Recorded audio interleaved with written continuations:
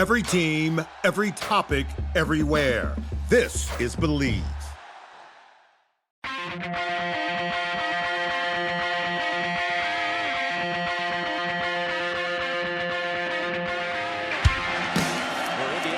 First down and 10 at their own 10-yard line. Tevin Coleman with some running room. Tevin Coleman down the sideline. Coleman, one man to beat. Tevin Coleman's going to go 90 yards, and Indiana takes the lead. Randall L. scrambles, started off the pitch, keeps it himself down the sidelines. He could go. Antoine Randall L. touchdown. Rory going to the single coverage, end zone. Touchdown! He hits Cooper again. What's up? We're back. I'm back. Brandon's not back. Seth's here. You guys know who we are. Hoosier Happy Hour podcast. Episode 227. We're here to recap the game against Washington. The Huskies. IU wins again. 31-17, 8-0 overall, 5-0 in conference. As I said, I'm here with Seth. Seth, what's up, dude? I am in shambles.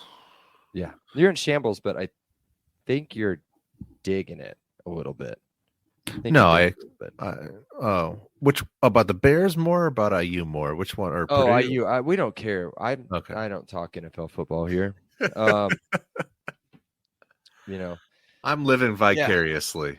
Yeah, it's a good time at Bloomington, and I got to experience that sold out crowd with what I'm assuming was more pro IU fans this week than there were last week, just because of the way Nebraska travels, and to see the way that stadium was packed and full of red and just absolutely electric. I made an Instagram post earlier today that said something along the lines of, I've never experienced something like that at that stadium, not anywhere close. In the 13 years of season ticket ownership, and then the tens of whatever games I'd been to previous to that. I mean, I could probably cite out a couple individual games, maybe Cincinnati in 2021. But again, you had quite a few Bearcats fans there. But that's probably it out of recent. I mean, you could do the 2007 bucket game, I guess, but you're not getting that many people stuck in there for that. So it was just electric. The students were packed, Seth. 34 minutes to go. Yeah. Before the game. 34 minutes. And they stayed. Majority of them stayed until the very, very end when it was already wrapped up. And it was so awesome. So, all right, let's get into it. Let's talk not atmosphere. Let's talk about the actual game now. Final score, Indiana. Oh, yeah. Typo on Indiana this, 30-31, Washington 17. This ties the best start in program history. Last time, 1967. I think they did it one other time in the 40s, 1945. Still, this is my favorite. I think one of my favorite stats. There's a bunch of really good stats here. Have not trailed in a game. And I thought we were going to be trailing before that pick six, but we might talk about that here in a little bit. I thought we were going to be down 3-0. Oh, your next one? The next one is my favorite stat. I did the math today, so hopefully it's accurate. I did my own math. Oh, I didn't confirm. I just know the one column is definitely correct. Yes. So outscoring opponents in the first quarter through the first 8 games, 87-0. Boom. I've not allowed a point in the first quarter. So you start fast, and then you end strong. Outscoring opponents through the first 8 games of the season by 81 points in the fourth quarter. I wish I would have done the points given up because it's not many. It's not many in the fourth. You listen to all of the coach speak. You listen to the play-by-play guys, color commentary. They always talk about the middle 8, the last 4 of the second quarter, the first 4 of the third quarter. But what you're looking at here is plus 87 in the first quarter. And then what do you say? Plus 81 in the fourth. Plus 81 in the fourth. Yeah. So doesn't quite put so much emphasis. I guess that middle 8 is, well, I mean, it definitely is. I'm overstating that, but they always harp on that. But hell, if you're dominating the first and the fourth, that's a hell of a strategy too. Yeah, it's been a lot of fun, man, and it's been dominant football. So even in this game where you had 31-17, I think you kind of had a little bit of a close moment. I think it was 14-17 at one point. But really, other than that, we just kind of slammed the door out on it after that. So again, we'll talk plays of the game, players of the game, everything else coming up. But let's roll through a couple other things. And this one is the one where I think it's kind of upsetting a few people, but it's something that we shouldn't be upset about, I guess. I mean, just let things play out. Didn't move in either poll. AP and coaches stayed at 13 each way, got jumped by Texas A&M and somebody else. No, one loss teams, I think. LSU fell behind you, and Fell, Texas yeah. A&M went ahead of you. Went And so ahead, they okay. played each other in that game. So you ended up being casualty of that. And of course, LSU is an overseeded team, Yeah. and thus Texas Well, it's A&M's SEC win bias. against them gets additional Yeah. love that they probably don't deserve. Yeah. So here's a hypothetical, and there's two of them because one of them is obvious, I think, based on where they're probably going to start preseason ranked. The other one, not so much. I'd like to hear your opinion on both of them. If you took our record and schedule and changed the name from Indiana to Ohio State, Penn State, or Michigan, where are we ranked right now? With the current situation, you're at number 2 behind 1, Oregon. 2, or 3. Yes. Yeah. Yep. Yeah. What if we're Wisconsin? Here's what I haven't heard yet. What if we're Wisconsin, Nebraska, Washington, or Iowa? 7, 6 to 9 ballpark. Yes. It doesn't matter. SIG doesn't care. Players, I'm assuming they probably care a little bit, but this has got to be borderline bulletin board material. And I know that he likes to keep everybody on edge and keep chips on shoulders. And they still don't believe in us, guys. They still doesn't matter who you beat. They don't believe in you. And it's so funny because there was I can't remember, maybe it's ESPN or 24/7. I was reading kind of a preview of what to expect. I believe it's tomorrow. The first round of playoff rankings come out.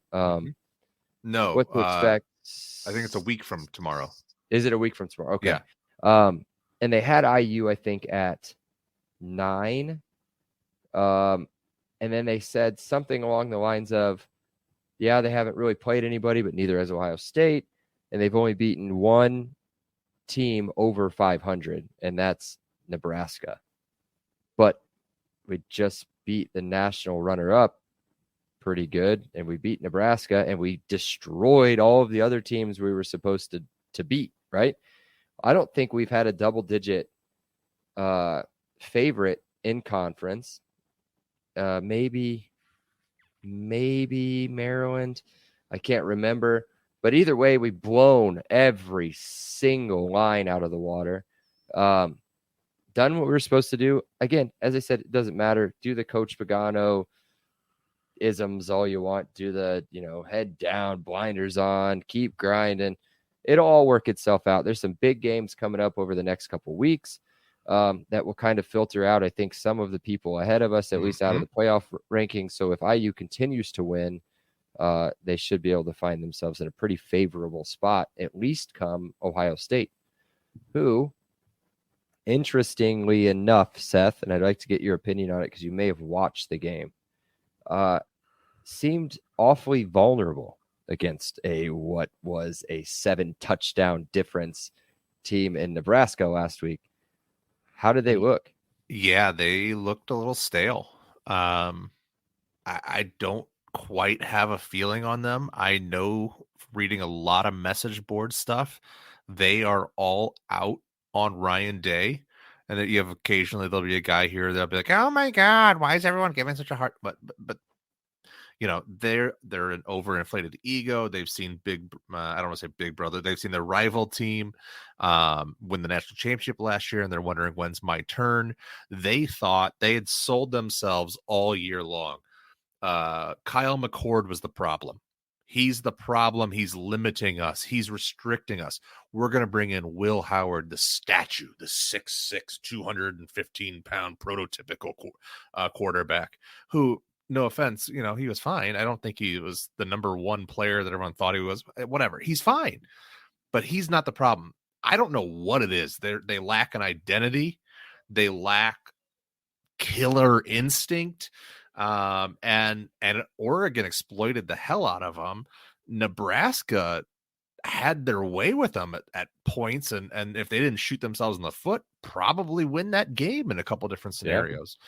So, Ohio State's vulnerable. I'm not going to say, he's going to come in there and smack them around. I'm not saying that.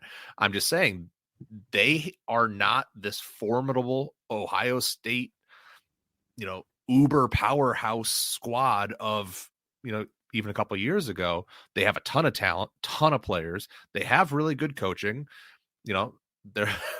but for some reason, they just haven't put it all together yet. When they do it, I assume if they do, when they do, it could be danger time, but they just haven't done it yet. So here's a couple things I heard today. One, it sounds like their left tackle's out for the season, which apparently was a huge problem in this game. Barely tried to run the football. They run for like 26 combined yards between the two running backs, or like something really ridiculous. After we put up 200 on Nebraska on the ground last week or whatever it was. And then what was the other thing? Oh, the teams that they're supposed to be blowing out of the water, i.e. Nebraska, some of the non-conference games that you and I had followed a couple of times, they're not blowing them out of the water. Maybe they are. Maybe they're pulling some stuff out late in the fourth quarter and kind of ending it there, but it's not been dominant performances across the board. I think that's kind of what your problems are in these, message boards and all those crazy fans that they have. So again, not an Ohio State pod. We're looking way far ahead. They've got a ton of players though, but they've got tons of talent. Yeah, exactly. But yeah, one game at a time. Next is Michigan State. We're talking Washington now. Let's continue talking Washington. We'll worry about Ohio State when we get to them. So, play of the game, Seth. I have 4. Nope. I'm sure I didn't pick the play. I didn't even look at your notes, but there's no way. There's one play that I thought was just insane. Like, even it. live. Okay, yeah. I'll do it. It's the Pons pick 6. Sure. That not only won me a lot of money, but helped win me a lot of money. It was a big parlay. But I watched him, and I don't know how else to explain this. It was like right where our seats are, and I see him coming off the edge, and he catches my attention immediately, and I'm like, I'm gonna watch. Where's he going? And there was such a jumble right there where he ends up picking that ball off so smooth and clean. I didn't know where the ball was for a minute, and then the reaction from the crowd and him taking off all by himself. Oh my gosh, dude. So it was electric. I will tell you that when that pick 6 danger zone happens on those wide receiver screen passes is when you go to the guy who's nearest to the sideline. It's that long kind of rope throw, and the quarterback, if he reads it right, he gets 3 or 4 steps in there and he can hit it right. Mm-hmm. He was in the slot. They had a weird little configuration where they had the guy way down at the bottom of the field, but they also had 2 or 3 guys right there. It's a tight end and a wide receiver, I think. Right. Yeah. And so for him to essentially be playing a slot corner position, to get in there, knife in there, where there is not a lot of airtime underneath that throw. That ball was in the air for less than a second. For him to knife in there and time it so he's catching it in stride the opposite direction for 67 yards. Mm-hmm. It shows a level of play that is just he had to get that game mentally downloaded. He knew what was going to happen. He was reading, he was diagnosing, he put in the work ahead of time that made the game easy once it actually happened. You could tell he was in it. As soon as it happened, after we celebrated, Brandon was like pounding me in the chest, just going, that's scheme. They worked on that. And so the thing I saw in this too, and I'm sure this tight end is getting absolutely obliterated in film, is he goes right past the tight end who's supposed to go out to where he probably thought Pons was going to be and block him as part of the blocking scheme. But he just goes right between him and the left tackle and picks that ball off. Sometimes they Insane. let that guy going thinking there's no way in hell, and they're just like, oh, Yeah, here's an true. unmanned guy, and then they'll kind of do a whiff block to be like, oh, I missed you, kind of thing, and so they get up to the next level. But that looked like it It was a looked like a pure mess miss. where he was and where he just pops out. Mm-hmm. There's a mess right in Yeah. there. So for him to catch that and it was just incredible. For it to And be the so best thing clean. was, yes, that's what I mean. There's no tip. There's nothing. Just snatches it, gone. he didn't get touched. Yeah, he was in stride, north south. Yeah. Or well, I guess east west. You guys are, aren't you? No, north south. Okay. He was going north south. Exactly. So he one of the things I will give BTN props on, which because I've tried to rewatch the game. I just can't with the commentator. No offense if he's listening or you're related. No, we to him said or Yogi something. was good. Yogi Roth was pretty good. The color Yeah. guy was great. The play-by-play guy was trying to be Gus Johnson, and it was not good. But props to BTN. Seth, I'd love for you to go back and watch it because it gives me chills. Maybe because you weren't there, you can't feel it, I guess, still. But when he picks it off and he gets just past midfield, that camera work to zoom all the way out and catch the fans and then the drone from above or whatever was going on. Oh my God, dude. Just talking about it right now is giving me goosebumps. Like that crowd, you didn't have to get told to stand up on third down, fourth down, second down at that. I stood more at that game because the people around me were standing than I have ever stood at an IU football game. It was insane, electric. So there's three more I've got written down. I'd like to hear what you've got. No, go through them. Go through your three. I'll go Yep. quick. I'll go quick through these. The next one, obviously, the Pons tip drill, his second interception, lined up against a 6'4" Boston wide receiver. His name's Boston. 6'4" wide receiver, goes up, tips it to himself, and then grabs it as he's falling to the ground. That was insane. And then that sets up a big, hopefully not your play, a big touchdown right after that. 2 plays later. The next one, Taven finally pulling the ball on a read option and walking in for what is the game sealing touchdown in the fourth quarter. And then this one's probably my favorite. And you said I probably won't have it, or did you look at mine? No, I didn't look at any of yours. You Okay. definitely don't I have hope this you play. didn't pick this one because this is kind of your style play here. An Ellison 5-yard touchdown run. The reason I have that written down, 14 plays, 75 yards, 11 runs, 7-minute, 42-second drive. Okay, you stole that part from me, but sure. Okay. Made it 24-14, converted 3 of 3 on third down. All 3 of those conversions, runs. That is a game-winning drive right there. All right, what do you got? I had the first play of the third quarter. Oh, God. The Taven Jackson interception that should have been defensive pass interference. He clearly goes through his body before he gets a chance to get his hands on the ball, pops up in the air, returned a couple of yards, and they immediately score a touchdown. 4 plays, 24 yards later. How about Big Tubby making that one-handed catch, though? Oh, hell of a play. Super athletic, great play. They were trying to bring him down. It was great. But here's what it did. That play a little bit later. Yeah, here's what it did is it started that 14 play, 75 yards, 7-minute and 42-second drive. Yeah. At that point, and then I'll go ahead and cross over into the next category here, is the player of the game offensively was Curt Cignetti. I don't give a shit who you have. He was the answer because at that point he decided, no, I am going to put this game behind my power run game. I am going to make sure I run the ball 52 times. And on that drive of 14 plays, run, pass, run, touchdown. Yeah. So he put it in his head was, well, shit, the passing game isn't winning us any Super Bowls today, any college playoff football games today. But for this game, for this week, I have to figure out a way to win.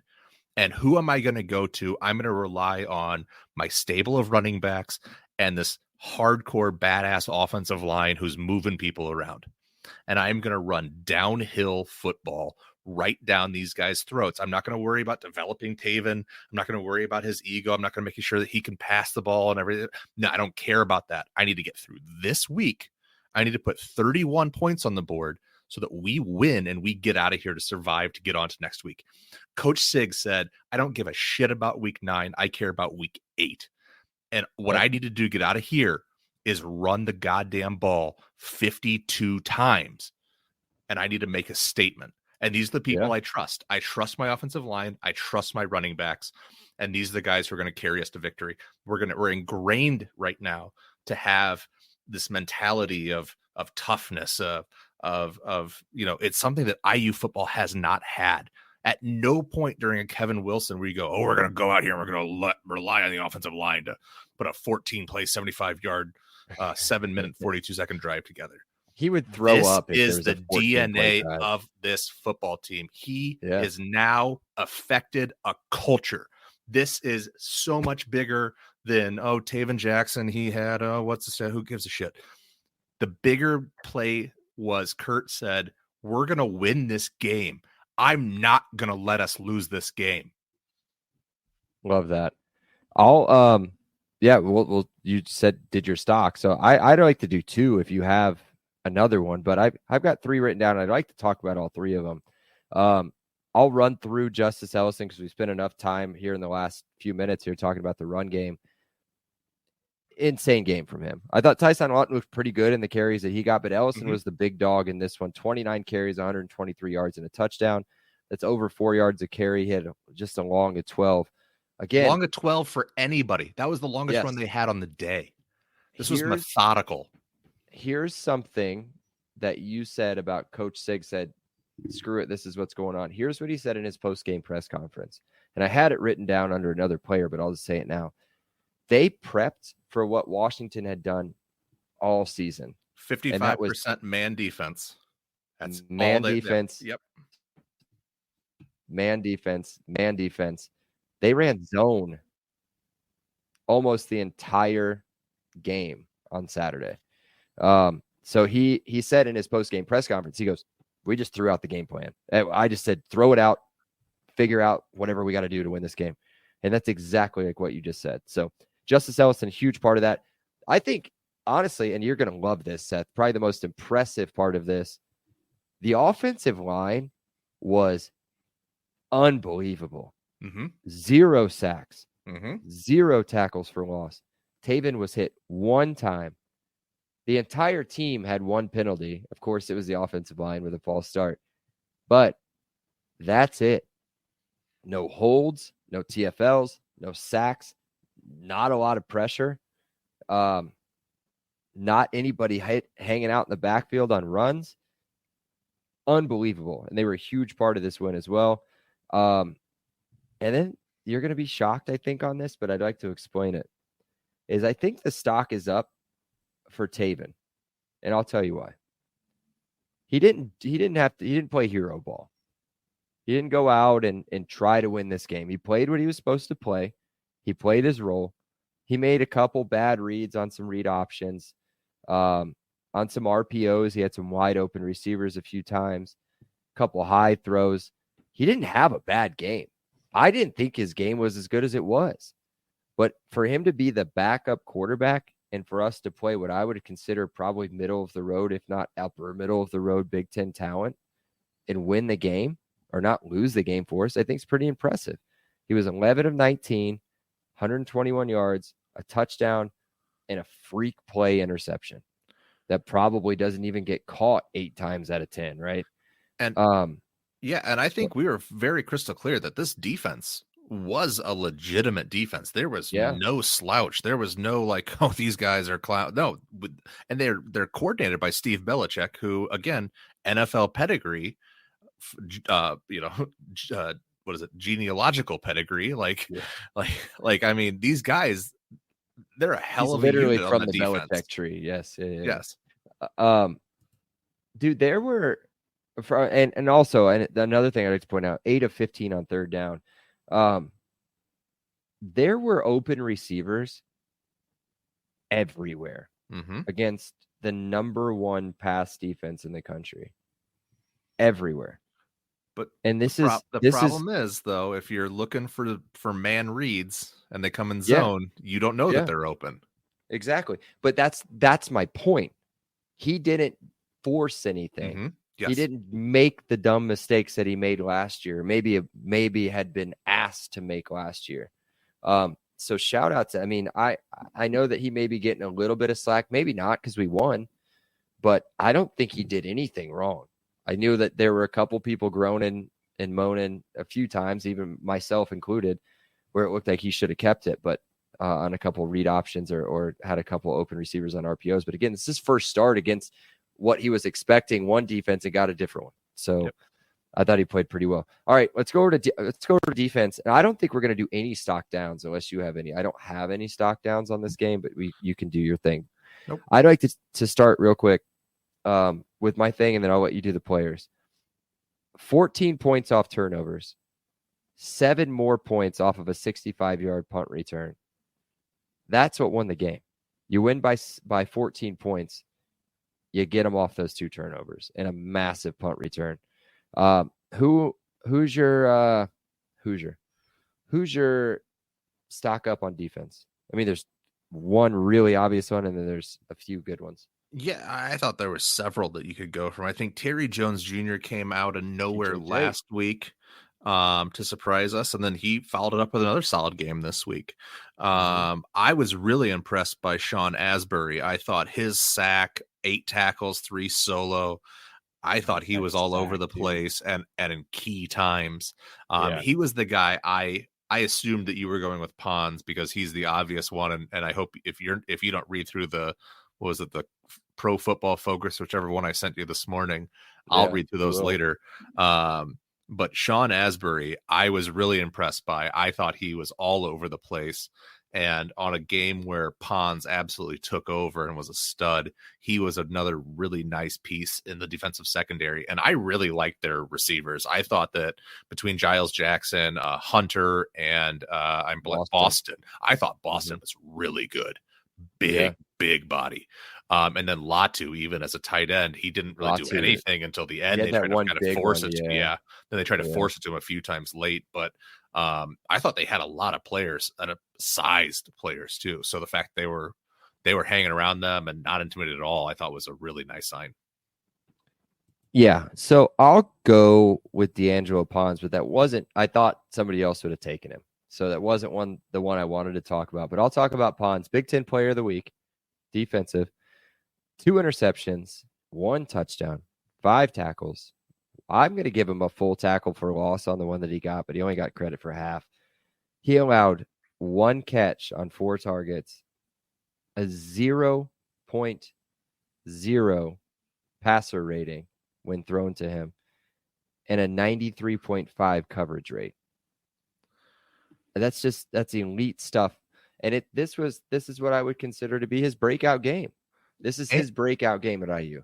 And that's not mentioning he had 2 or 3 plays in the run game where he came up from the corner and either filled, contained, or just flat out kind of made a solo tackle in space. Yeah. There was one where the play was going to get outside, and it was him or Asbury. And Asbury kind of took the inside and forced the running back to the outside. If Pons doesn't make this tackle, it's going a long way, if not all the way. And he made a great tackle on the outside. You'll see so many corners.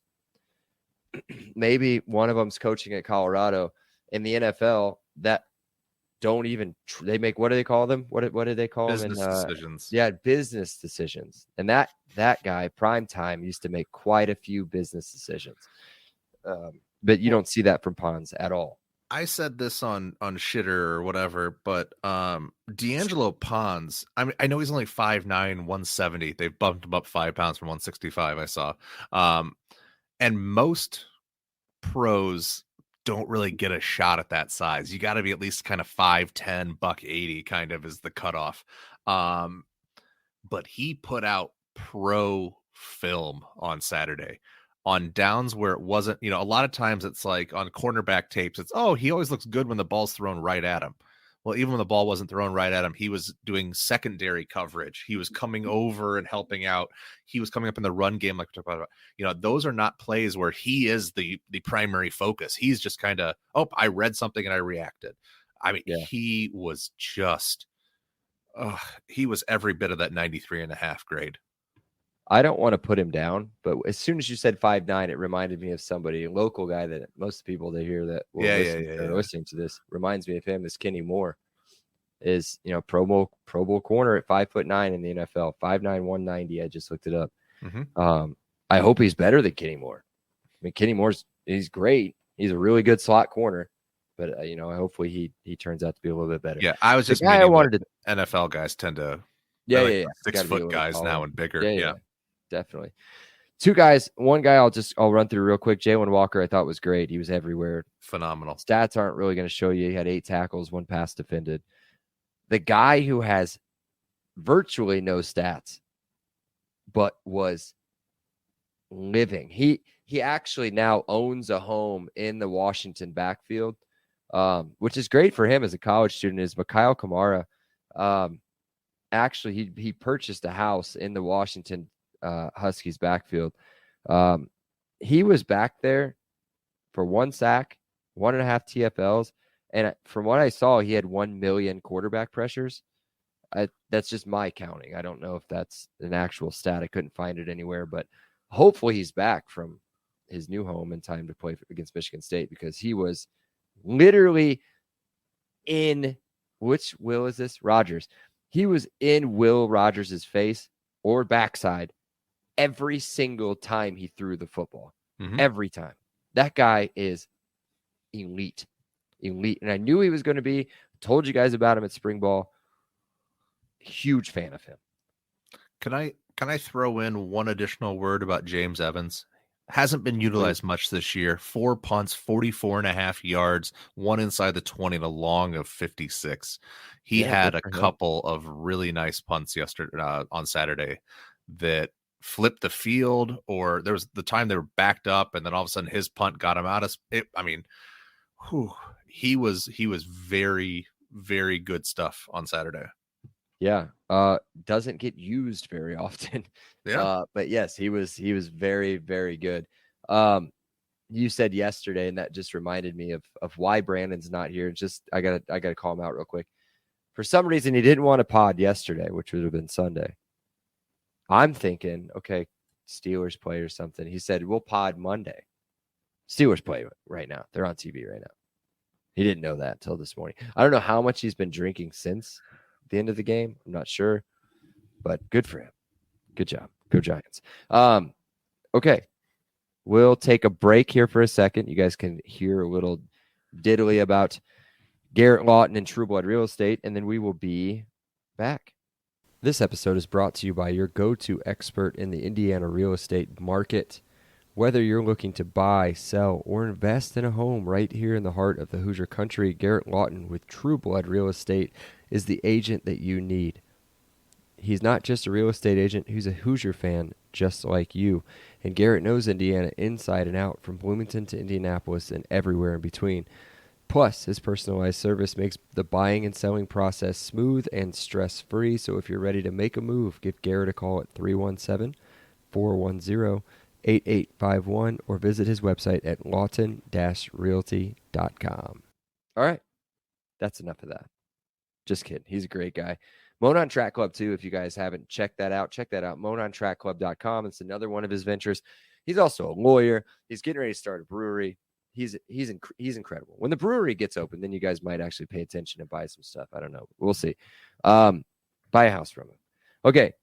I'm amped, Seth, and I'm really disappointed that Brandon's not here. Oh, this is so. So you prices righted me on the predictions. We'll start with the one that was a big loser. That's Brandon. Brandon thought Washington 13, IU 38, not even close. Nah. And then you tried to price is right $1 me with Washington 17, IU 30. So close. You're so close. So close. Except your boy. Washington 17, IU 31. throw all the emojis on the outline, throw it all on there. First, this has got to be one of the first, if not the first, nailed on prediction score. It has to Just be.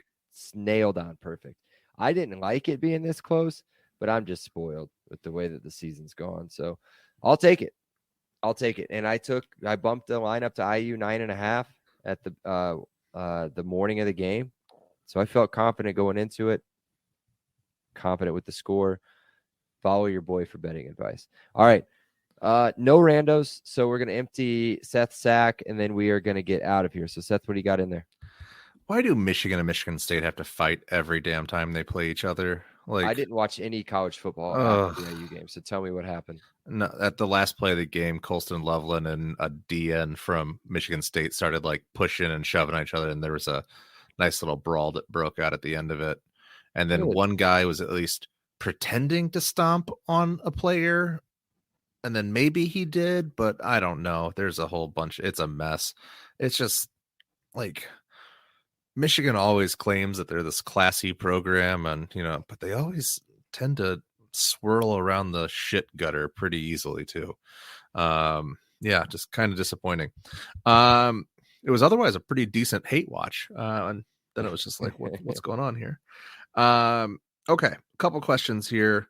Penn State, Drew Aller, quarterback, might have gotten hurt.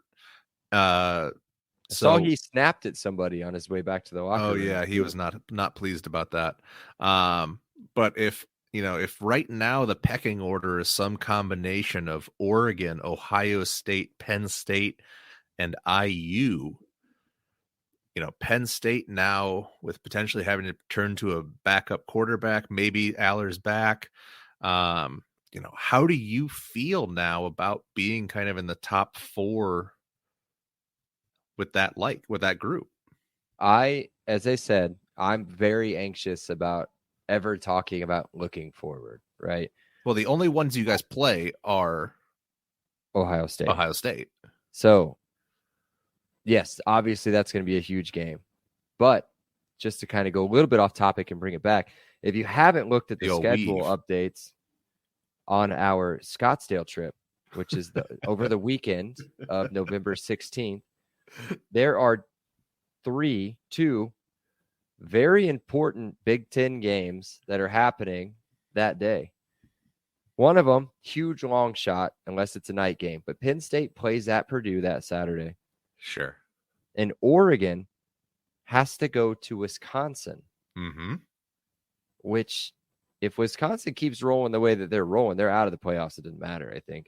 But that's a good shot right there to knock off at least one of them. And then you've got, I think IU and Ohio State are both on a bye week that week. So that doesn't really matter. But yeah, you've got Penn State, Ohio State this weekend. You've got, that's it. You're going to eliminate, I would think if Penn State loses, I would say they're probably out of it. I don't know the rest of their schedule. But if Ohio State loses, I don't think that really matters because they are who they are. But yeah, man, it's exciting to be in this discussion. Definitely. Now, do you suddenly wish that the Big Ten was guaranteed 4 playoff spots? No, I want to earn it, man. Right. I want to Thank earn you. it. Okay. Yeah.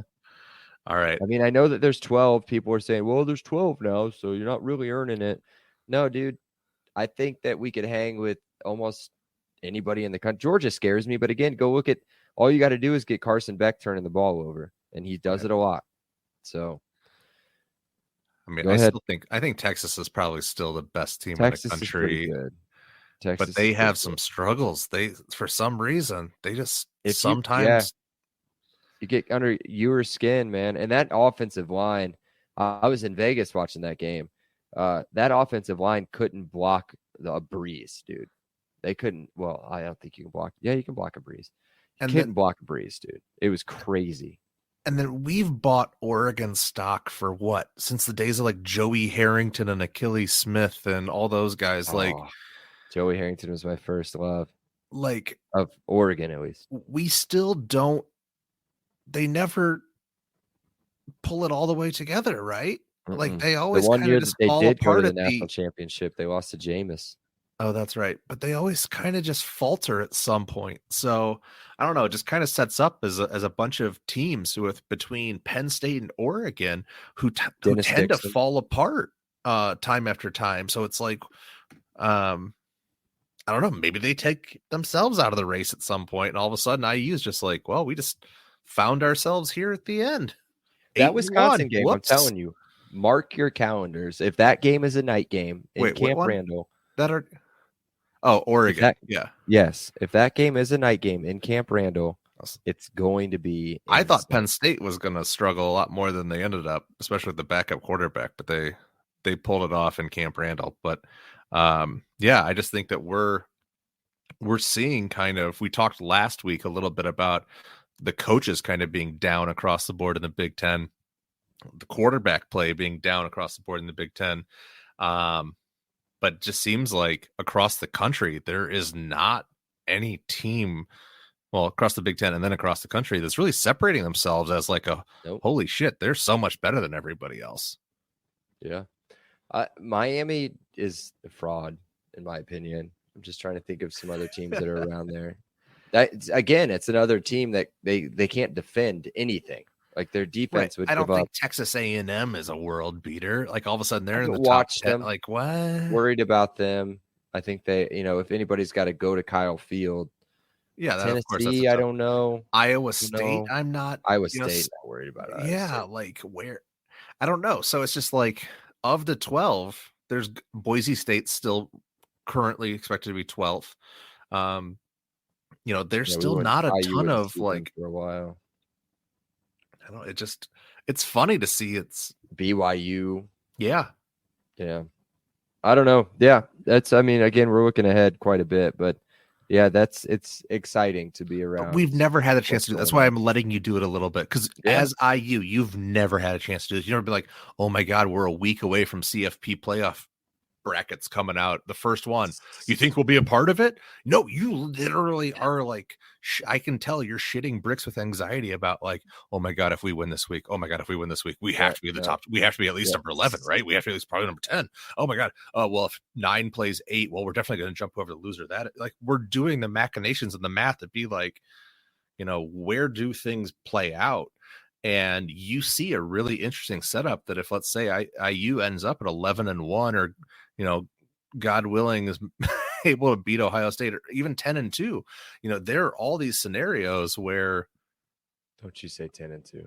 I'm just saying that there are a bunch of different scenarios where, with the last 4 games, 5, if you want to include the potential week of a conference championship, where you can go 2-2, 3-1, and you're still putting yourself in a hell of a position to end the season, hosting or playing in a playoff game. Yeah. Yep. Anything else in there? No. Okay. Well, let's wrap it up because you've got my anxiety level like through the roof now. I'm so worried about Saturday. It's not even funny. As you should be. It's week to week. You gotta take everything seriously. Yep. So, all right, let's finish. Be sure to check out the pod on Twitter and Instagram at Happy Hour IUFB. Be sure to follow, download, rate, review, whatever, on all of our platforms. Join us again just in just a couple days when we get ready to preview the trip up to East Lansing. Hopefully we see a nice little Christmas color sprinkle of a little bunch of IU fans up there. It's not a far drive, at least from Indy. It's not. So, yep, that's it. Until then, cheers. Cheers. Peace. I think they have a lot more tickets than you guys do. I don't know what that means. Like available. If you like the show, please take a moment to rate, review, and subscribe. It really does help the show to grow. Thank you for listening.